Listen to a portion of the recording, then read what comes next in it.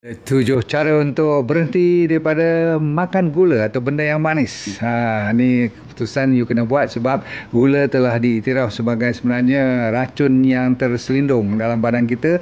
Dari sudut kesihatan, dia antara yang paling teruk sekali, menyebabkan hampir 43 jenis penyakit. Nombor 1, you kena buat keputusan terus nak berhenti. Jangan nak cuba-cuba nak try 3-4 bulan baru nak berhenti, nak kurang-kurang sikit-sikit. Sebab macam kita orang isap rokok nak berpuasa, dia terus boleh puasa. Atau orang kena heart attack terus boleh berhenti isap rokok. Macam-macam lah bila dah kena teruk.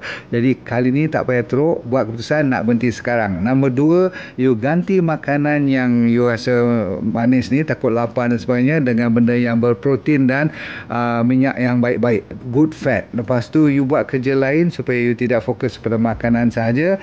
Lepas tu you make sure air you mencukupi dalam badan, dan tidur dan matahari kena cukup. Benda ni akan menyebabkan you kurang nak gila kepada gula. Okey?